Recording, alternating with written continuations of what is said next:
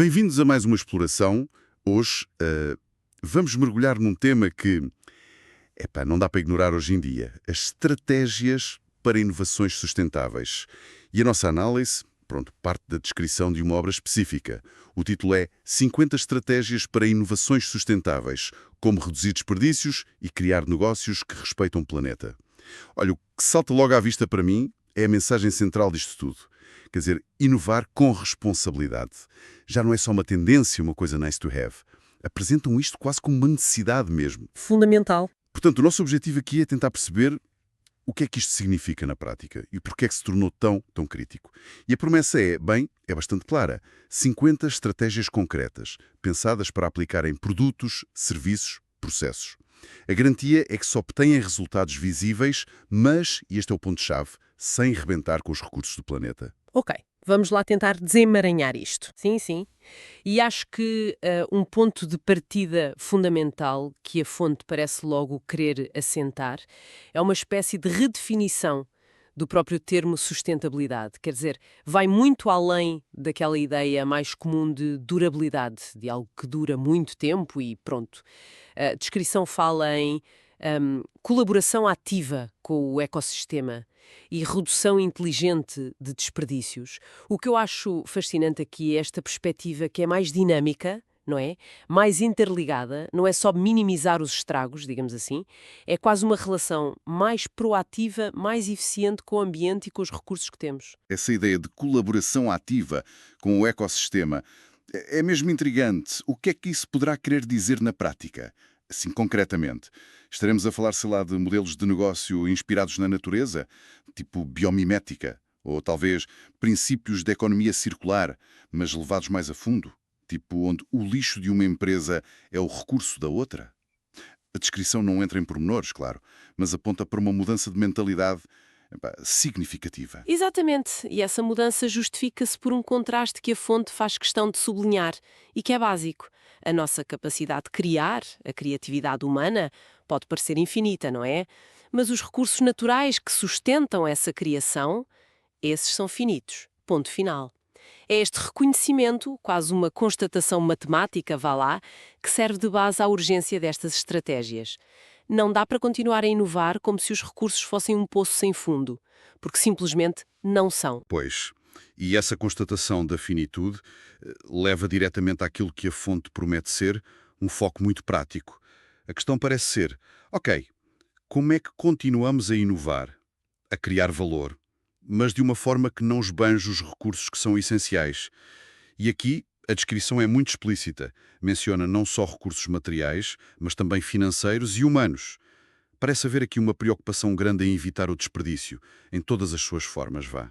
É uma visão muito abrangente do desperdício, sim. Quando se fala em redução inteligente, incluindo o financeiro e o humano, abre-se um leque enorme, não é?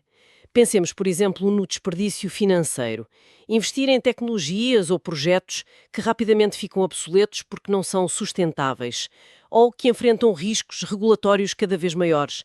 São ativos que podem ficar ali, encalhados, como se costuma dizer. Uhum. E do lado humano, o que seria um desperdício inteligente a evitar aí? Talvez a subutilização do talento? Dentro das empresas, ou processos que só geram frustração, burnout, e depois perde-se gente valiosa. Ou até a falta de investimento em formar as pessoas para estas novas competências, não é? Para esta transição A abordagem parece mesmo sugerir que a eficiência de recursos tem que ser vista de forma holística, completa. precisamente. E a fonte também parece muito clara sobre a quem é que isto se dirige. A lista é longa, gestores, claro, que precisam de orientar as equipas, líderes que definem a estratégia, empreendedores que querem construir negócios já com outro propósito e até estudantes e profissionais que estão a entrar ou já trabalham nestas áreas. Inovação, gestão, sustentabilidade. Essa amplitude é notável. Já não parece ser um tema fechado num departamento de sustentabilidade ou de RSE. Atinge todos os níveis, todas as funções dentro de uma organização e até fora na formação dos futuros profissionais. O que é que isto nos diz sobre o estado atual da sustentabilidade nos negócios? Diz-nos E se ligarmos isto ao panorama mais geral, percebe-se que a sustentabilidade está mesmo a sair da periferia, está a tornar-se central na estratégia, na operação. Já não é um extra, um pendurícalho, é uma componente fundamental da gestão de risco, da inovação, da competitividade mesmo. A amplitude do público-alvo reflete isso, esta integração crescente. É quase uma inevitabilidade que se percebe no ar. E aqui que a coisa fica mesmo interessante. A descrição da fonte parece que enfrenta diretamente a questão do timing. Coloca um porquê agora. E a resposta que está ali implícita é forte. As empresas que não se adaptarem a esta nova economia, mais focada na sustentabilidade, correm um risco real. O risco de perder relevância.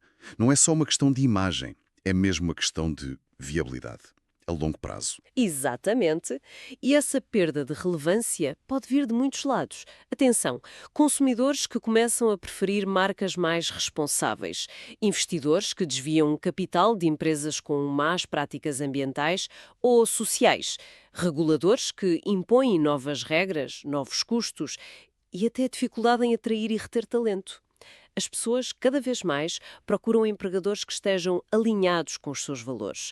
Portanto, a inação transforma-se num risco estratégico, bem concreto. Então, nesse contexto, as 50 estratégias que a fonte promete ganham outro peso, não é? Não são só ideias interessantes tipo brainstorming. São apresentadas quase como um manual de sobrevivência e até de prosperidade nesta transição. Um guia para navegar estas pressões todas e, se calhar, transformá-las em oportunidades. Essa parece ser a proposta, sim. E essa transição envolve, como a descrição sugere, uma integração, que é complexa, entre três esferas que nem sempre andaram de mãos dadas: inovação, ética e mercado. A fonte menciona reflexões sobre a integração destes três. Isto levanta logo uma questão importante: como é que se alinham estas três coisas na prática, no dia a dia? É um desafio clássico, não é? A inovação procura o novo, o disruptivo.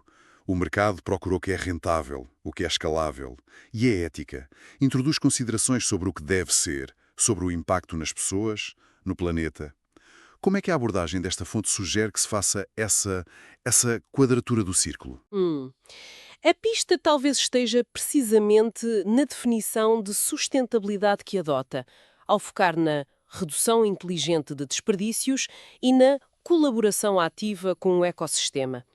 A fonte talvez sugira que a própria eficiência e esta relação mais harmoniosa com o ambiente podem ser o elo de ligação.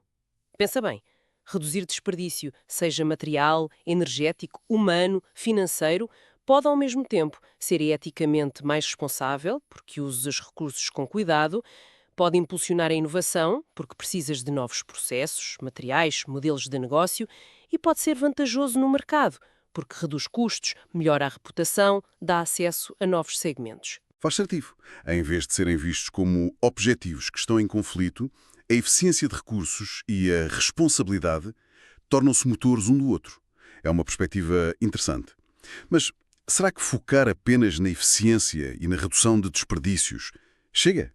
É suficiente para garantir uma abordagem que seja verdadeiramente ética e sustentável?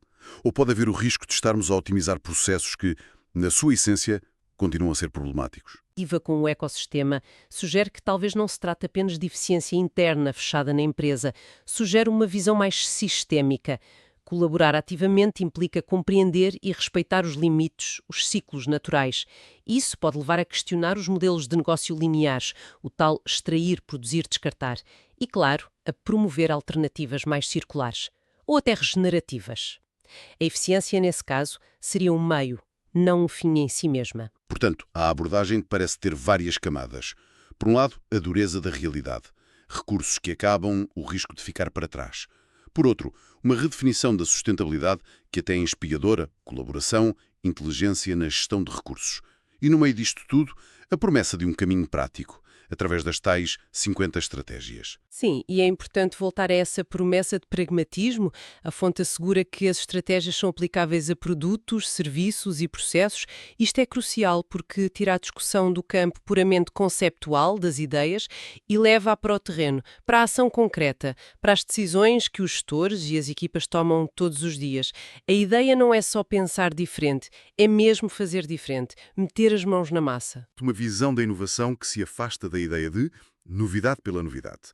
É uma inovação que tem de ser, ao mesmo tempo, prática, orientada por uma ética de responsabilidade que está implícita na ideia de colaboração e na redução de desperdício e focada intensamente na eficiência e na preservação de recursos materiais, financeiros e humanos. Vai muito, muito além da ideia de simplesmente fazer coisas que duram mais tempo. Então, o que é que isto significa, no fundo? Significa uma potencial reconfiguração profunda, mesmo, da forma como as empresas criam valor. Uhum. E a urgência desta reconfiguração é comunicada sem rodeios. A adaptação a esta economia mais consciente dos limites do planeta não é apresentada como um idealismo, é apresentada como um fator crítico para a viabilidade, para a relevância futura das organizações. Há uma ligação direta entre o que se faz hoje e a capacidade de operar amanhã. Inovar, sim, claro, mas de uma forma que não feche portas ao futuro. É quase um apelo à responsabilidade intergeracional, mas aplicado ao mundo dos negócios. E para que esta transição não seja só uma aspiração, uma boa intenção, a Fonte oferece o tal conjunto de 50 estratégias. É componente ferramental, o como fazer. Funciona como um guia prático para quem está na linha da frente, sejam gestores experientes, empreendedores a começar ou profissionais a meio da carreira, e que procuram implementar estas mudanças de forma tangível, eficaz. É a ponte entre a visão estratégica e a execução no dia-a-dia. Exatamente, e pegando nesta base que a descrição da fonte nos dá, esta aposta forte na redução de desperdícios em processos, no uso mais inteligente de recursos como dinheiro, tempo das pessoas, materiais, talvez possamos levar a reflexão um passo mais adiante. A fonte foca-se nestes desperdícios mais evidentes no contexto empresarial, mas que outros tipos de desperdício, talvez mais subtis ou menos fáceis de medir, poderiam ser combatidos com esta mesma mentalidade, esta mentalidade inovadora e sustentável? Isso é interessante. Que tipo de desperdício estás a pensar? Menos óbvios. Pensemos, por exemplo, no desperdício de tempo e energia mental, em burocracias excessivas ou reuniões que não levam a lado nenhum dentro das organizações. No desperdício de potencial humano, quando as pessoas não se sentem envolvidas ou reconhecidas ou não têm oportunidades para crescer lá dentro.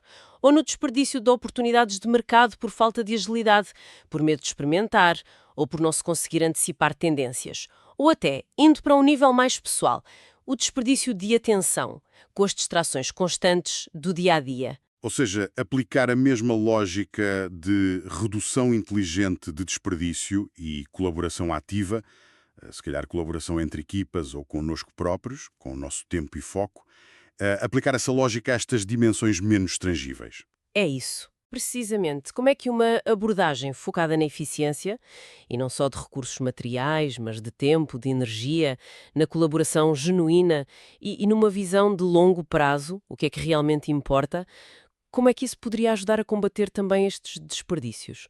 Poderia esta mentalidade sustentável, no sentido de criar sistemas mais resilientes que funcionam melhor a longo prazo, poderia ser aplicada não só aos produtos e processos, mas à própria forma como organizamos o trabalho e até à nossa vida cotidiana? A fonte dá-nos o ponto de partida, focado nos negócios e no planeta, claro, mas talvez o convite implícito seja para pensar de forma mais sustentável sobre todos os recursos que temos à nossa disposição, incluindo os nossos próprios recursos internos. Fica a reflexão.